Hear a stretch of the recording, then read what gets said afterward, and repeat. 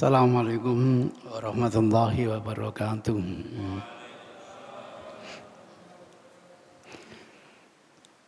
Innal hamdalillah nahmaduhu wa nasta'inuhu wa nastaghfiruh. Wa na'udzu billahi min shururi anfusina wa min sayyiati a'malina. May yahdihillahu fala mudhillalah wa may yudlil fala hadiyalah. Wa nusalli wa nusallim ala hadzal nabiyil karim wa ala alihi wa sahabatihi wa man ihtada bihadi ila yaumiddin, amma ba'du. Dalam ilmu hadis dikenal ahadits tiwal, hadis-hadis yang panjang. Sama di dalam ilmu Quran juga ada as-suwar at-tiwal, surat-surat yang panjang. Al-Baqarah, Al-An'am, Al-Maidah, panjang-panjang. Kalau di Al-Quran ada istilah surat mufassal, di hadis tidak ada hadis mufassal. Tapi kalau istilah hadis-hadis panjang ada. Di antara hadis yang panjang itu, hadis yang menceritakan tentang syafaat.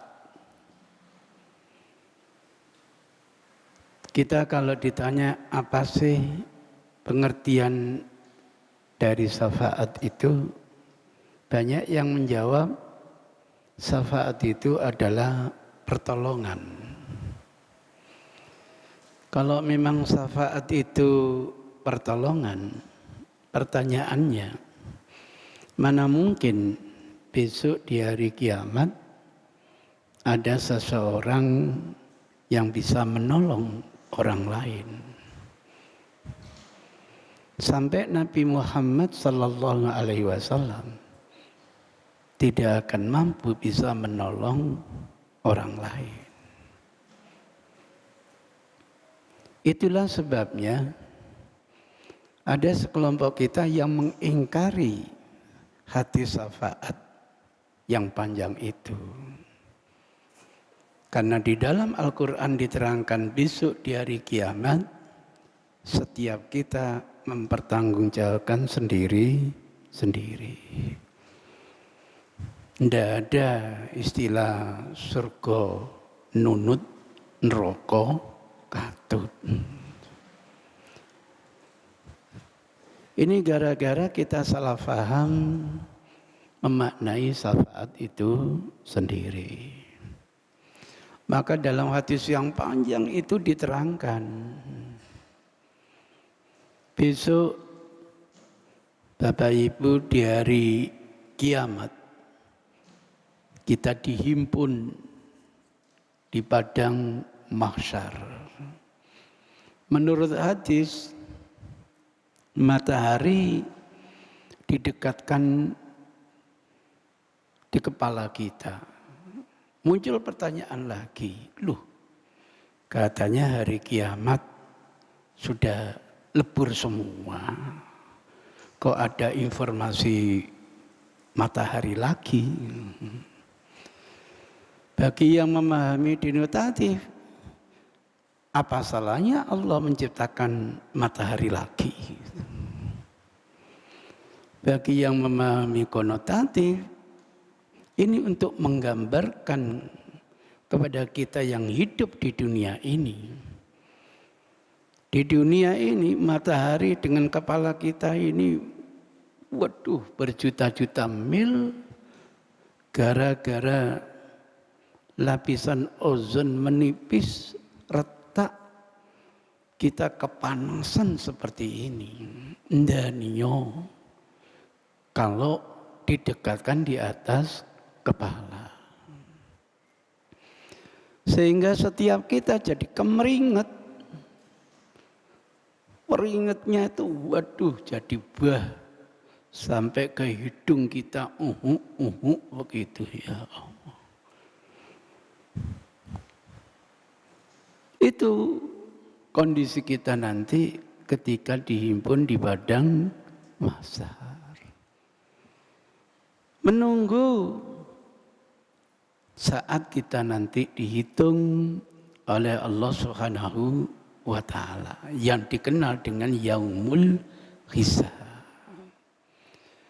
Lah menunggu seperti ini kan siksaan sudah. Apalagi menunggu di tempat panas seperti ini. Beduh. Siapa yang kuat di antara kita di padang mahsyar nanti? Walaupun alhamdulillah ada 7 golongan yang akan mendapatkan naungan di hari yang tidak ada naungan kecuali dari Allah Subhanahu wa ta'ala. Tapi rata-rata kita kan tidak dapat naungan. Dibariskan kita oleh Allah bersaf-saf. Ada safnya Nabi Adam dengan umatnya, Masya Allah. Ada Nabi Nuh bersama umatnya, Masya Allah. Dan yang paling banyak nanti adalah Nabi Muhammad bersama umatnya. Yang paling kasihan yang tidak punya agama samawi, yang tidak memeluk ajaran Islam. La ilaha ula wa la ilaha ula. Mau berjejer di saf umatnya Nabi Nuh ditolak. Berjejer di safnya Nabi Ibrahim ditolak. Kasihan. Tidak punya saf. Berbahagialah kita yang beragama Islam mengikuti jejaknya Rasul. Kita punya saf di bawah pimpinan Rasulullah Sallallahu Alaihi Wasallam. Kondisi yang panas seperti ini membuat teman-teman mulai bertanya-tanya, bro, ayo cari orang yang bisa mendoakan kita. Daripada kita ini kepanasan seperti ini. Gitu. Hasil musyawarah kita, yuk kita menghadap Adam. Kemerutuk kita pergi ke Adam. Kita puji Adam habis-habisan. Sebagai makhluk yang pertama kali diciptakan Allah berupa manusia ini. Diciptakan Allah dengan tangannya sendiri. Kepadanya disuruh sujud yang namanya malaikat. Duh hebatnya Nabi Adam di hadapan Allah Subhanahu wa ta'ala. Tanya kita, wahai Adam, tolonglah doakan kami biar kami keluar dari malapetaka seperti ini. Ud'u lana rabbaka yurihna mimma qomina hadza. Lah kok Nabi Adam menjawab, istahyaitu min rabbi. Mohon maaf konco-konco, aku malu kepada Allah Subhanahu wa ta'ala. Kenapa malu?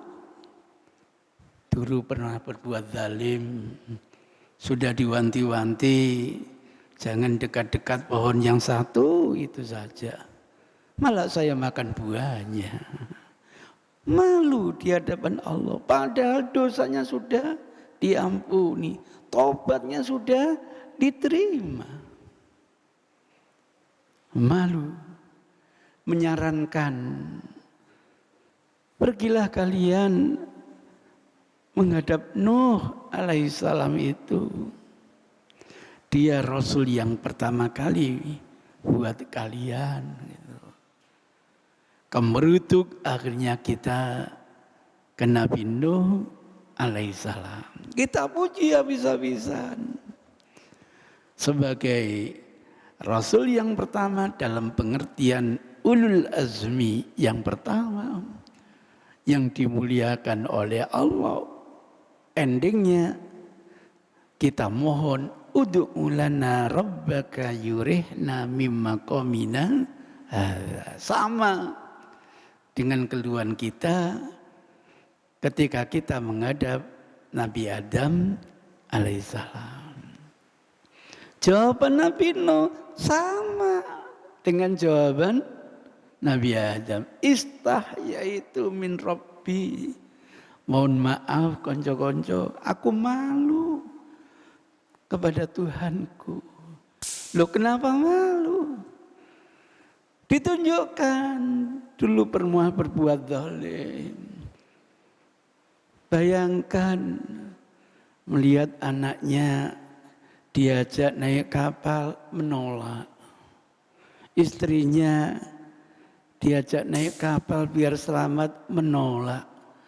Karena ajakannya tidak rasional. Masa di tengah padang pasir yang panas begitu bikin kapal, suruh masuk. Gak ada AC-nya lah, ya tambah ongkep. Boya bikin kapal itu di pantai sana. Tinggal dorong ke laut jalan. Ini di tengah padang pasir bikin kapal, ya tambah panas. Hitungan detik, wah bukan lagi terjadi tsunami, sunomo malah. Melihat Nabi Nuh itu istrinya kimpul. Melihat anaknya seperti itu, mungkin kepada istrinya, gak apa-apa, biarin aja, nanti kan bisa kawin lagi, mungkin gitu. Tapi terhadap anak, gak mentoloh. Di dunia ini banyak mantan. Mantan presiden, mantan istri, mantan pacar. Tapi tidak ada dalam kamus kehidupan mantan anak, itu tidak ada. Itu darah daging saya, anak kandung saya. Dicoba didoakan. Awalnya dipanggil, ayo nak, naik ke bahtera ini biar kalian selamat. La ya abati, tidak. Sa'astahimu ilal jabal, saya akan berenang ke tempat yang tinggi, ke gunung itu. Masya Allah, gak mentolong. Cerita ini panjang lebar diabadikan oleh Allah dalam Quran. Didoakan oleh Nabi. Nah, ditegur oleh Allah Subhanahu wa taala. Tidak pantas mendoakan orang yang bukan milahnya, bukan agamanya untuk keselamatan. Malu kepada Allah Subhanahu wa taala. Padahal dosanya sudah diampuni. Tobatnya sudah diterima. Malah disarankan kita, dah pergi aja ke Ibrahim sana. Dia kan Khalilullah, kekasih Allah, kemrutu. Kayak demo begitu kita menghadap Ibrahim. Kita puji Ibrahim habis-habisan sebagai kekasih Allah dan sebagainya. Endingnya sama. Ud'u lana rabbaka yurihna mimma qamina. Tolong doakan kami biar keluar dari malapetaka seperti ini, membuat kita roha, membuat kita ini istirahat, tenang. Jawaban Nabi Ibrahim sama. Istahyaitu min Rabbi. Malu saya kepada Tuhanku. Ngapain malu? Cerita. Saya dulu pernah berbuat zalim. Zalimnya apa? Enggak jujur. Mau ditanya Namrud, kon yang menghancurkan berhala-berhala itu. Mestinya saya jawab, iya, mau apa? Kan gitu. Enggak.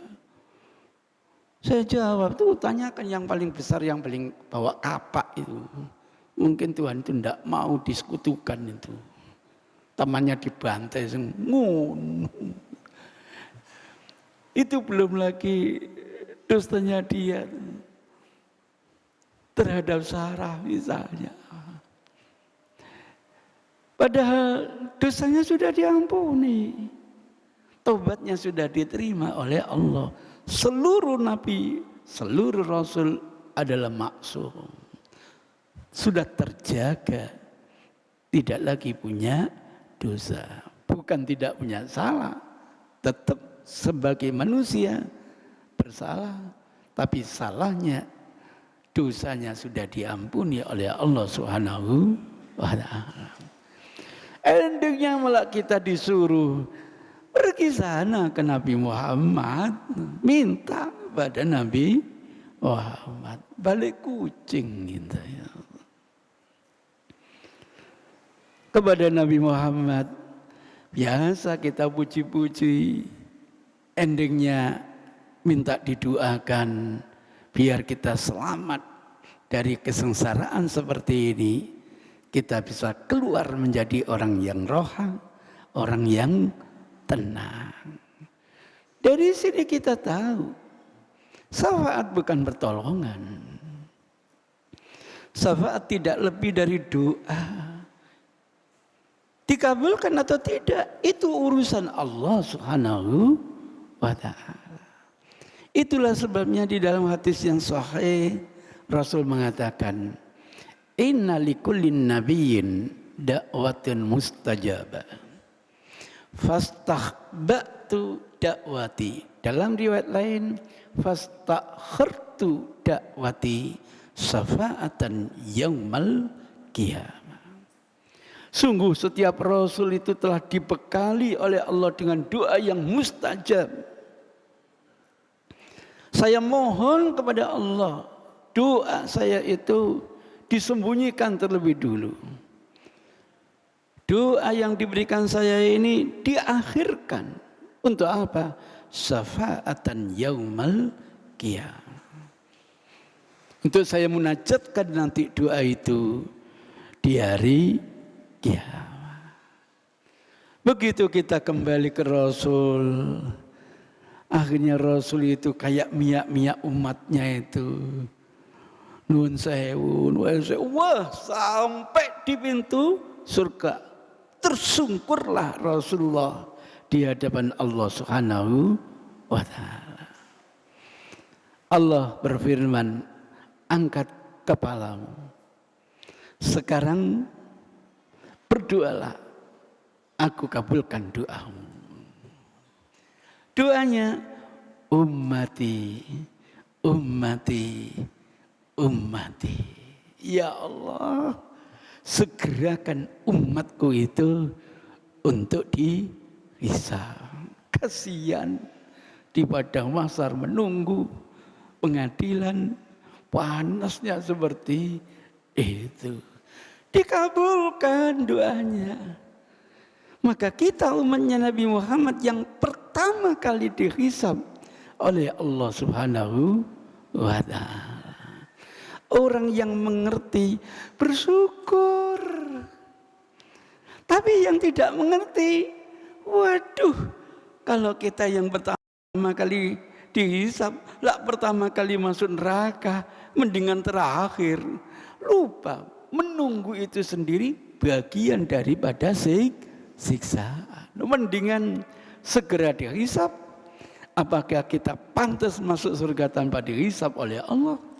Ataukah kita harus masuk neraka dulu beberapa saat? Wallahu a'lam.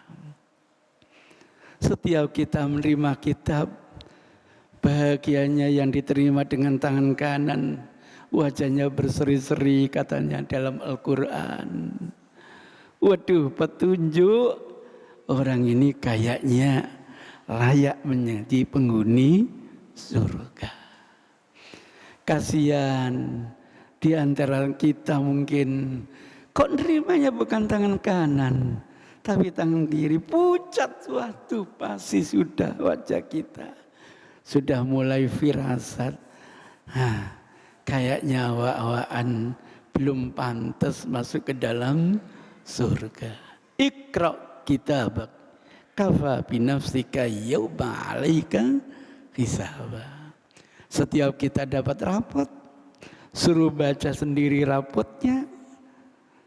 Dulu disebut rapot, mungkin setiap kita dapat file, setiap kita dapat chip, akses chip, ketahuan. Hari ini, tanggal ini, jam sekian, durasinya mulai menit sekian sampai sekian. Ngaji di Masjid Al-Ilham, pahalanya 1 miliar genap ternyata. Setelah itu jam berikutnya sekian, kok ketukar sandal yang lebih baik, dosanya 3 miliar. Na'udzubillah, defisit kebaikan saya. Real sekali. Seperti pengalaman saya. Baru kali ini kena tagihan Telkom sampai 750.000 lebih. Biasanya enggak lebih dari 200. 250 lah mentok. Kok bisa sampai 700? Silakan Pak, minta diprintkan datanya. Oh iya, saya minta. Bayar enggak apa-apa, biar tahu. Masya Allah. Benar. Detik sekian, saya sedang ada komunikasi dengan teman saya di Saudi. Habisnya lebih dari 500.000. Tidak ada yang terzalimi. Pantas dulu itu. Ditelepon berkali-kali, enggak saya angkat. Saya lihat kok 4 kali enggak saya angkat. Ini mesti penting. Saya angkat, telepon. Waduh, lama ngomong. Tiba iya Ustadz, ini kami sedang wukuf di Arafah. Mati aku. Ini sedang konflik di Arafah, saya matikan langsung. Dan niat diteruskan bisa 1 juta habisnya. Tidak ada yang terzalimi. Real catatannya. Sekecil apapun kebaikan yang kita kerjakan, kita akan tahu. Sekecil apapun keburukan yang kita kerjakan, kita pun juga akan tahu. Dan pasti diganjar oleh Allah Subhanahu wa ta'ala. Alhamdulillah, dengan doa Rasul inilah sebagian kita alhamdulillah sudah mendahului kita masuk ke dalam surga Allah. Tapi di antara kita ada yang mampir dulu di neraka, mungkin karena korupsi kita, mungkin kemaksiatan kita. Alhamdulillah, kok vonisnya kamu mampir 3 dino sik yo. 3 hari sama dengan 3.000 tahun. Kok masih alhamdulillah? Lah dibanding teman-teman saya yang munafik, diintipnya neraka. Dibanding teman-teman saya yang kafir, khalidina fiha abada. Menghadap lagi Rasulullah kepada Allah. Mohon berdoa lagi kepada umatnya. Alhamdulillah, doa Rasul dikabulkan. Kita yang dulu pernah korupsi akhirnya dientas oleh Allah Subhanahu wa ta'ala ke dalam surga yang paling cetek, dikenal dengan surga Ar-Ra'iq. Di dalam Al-Quran kita diterangkan, kita melihat ke bawah, kasihan teman saya masih di bawah, istri saya masih di bawah. Melihat ke atas, tamaknya Masya Allah, kapan ya Allah kami dihimpun bersama para syuhada, kapan kami dihimpun dengan para anbiya, kapan kami bisa menikmati surga Iliyin, surga VIP itu. Itulah gambaran syafaat yang diterangkan oleh Rasulullah Sallallahu Alaihi Wasallam. Dengan demikian tidak ada kontradiksi antara hadis syafaat dengan Al-Quranul Al-Karim kalau kita bisa memahami secara proporsional. Rabbana atina fid dunya hasanah wa fil akhirati hasanah wa qina adzabannar. Wa sallallahu ala Muhammadin nabiyil ummi wa ala alihi washabihi wasallam walhamdulillahi rabbil alamin.